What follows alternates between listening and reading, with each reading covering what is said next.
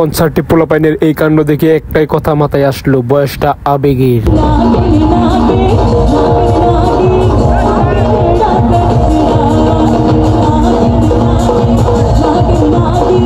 ঈদের দ্বিতীয় দিনই শুনলাম আমলাবা বন্ধের স্কুলে নোবেল আসবে, তো আমরাও আর দেরি না করে চলে গেলাম নোবেলের গান শুনতে। নরসিংদী জেলাতে এইটাই নাকি নোবেলের প্রথম কনসার্ট, তো এই কনসার্ট আবার মিস করা যায় নাকি। রিক্সাওয়ালা মামা দেখলাম আমাদের রকেটের গতিতে জায়গা মতো এনে নামিয়ে দিল, আর এখানে আসার পর দেখলাম গেটটি খুব সুন্দর মতো সাজানো হয়েছে। আর এই সাজানো গেট দিয়ে আস্তে আস্তে ভিতরে ঢুকে গেলাম। ভিতরে ঢুকে দেখি মানুষ এখানে অল্প, যেহেতু ওই সময় বিকাল বেলা ছিল।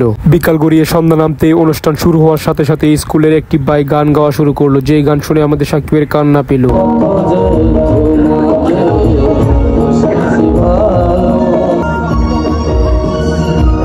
সাকিবের কান্না শেষ হতে না হতেই দেখলাম মঞ্চে উঠলো রাবেয়া সেতু, আর তখন তো দেখি পুরো মাঠ একদম মানুষে ভরপুর হয়ে গিয়েছিল। আর এদিকে আপু মঞ্চে উঠতে না উঠতে পোলাপান সব গরম হয়ে গিয়েছিল, আর কেন গরম হয়ে গিয়েছিল সেটা এই গানগুলি শুনলেই বুঝতে পারবেন।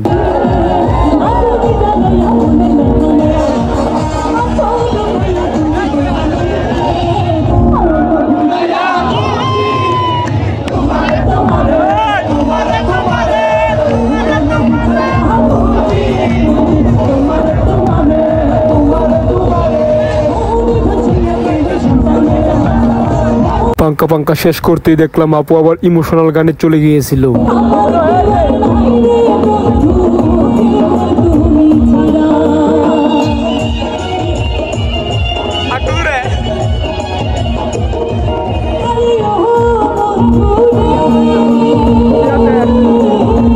গানের মাঝখান দিয়ে দেখি আবার পোলাপাইন অতি আবেগে আতশবাজি ফুটানো শুরু করে দিয়েছে।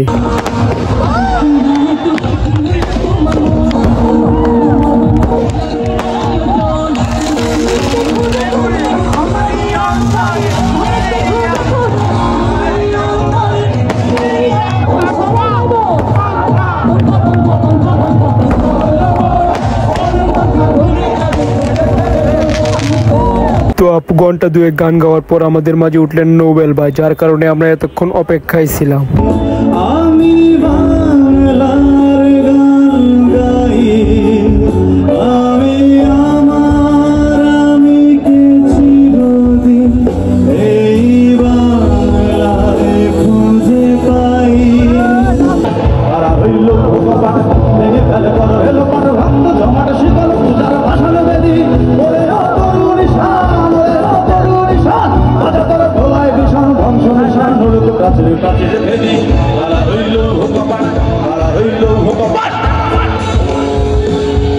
নরসিংদীর মাটিতে নোবেল ভাইয়ের এটাই প্রথম কনসার্ট ছিল, তো তাকে দেখার জন্য মূলত আমরা এখানে গিয়েছিলাম। সো আজকের ভিডিও এ পর্যন্তই, দেখা হচ্ছে নেক্সট ভিডিওতে।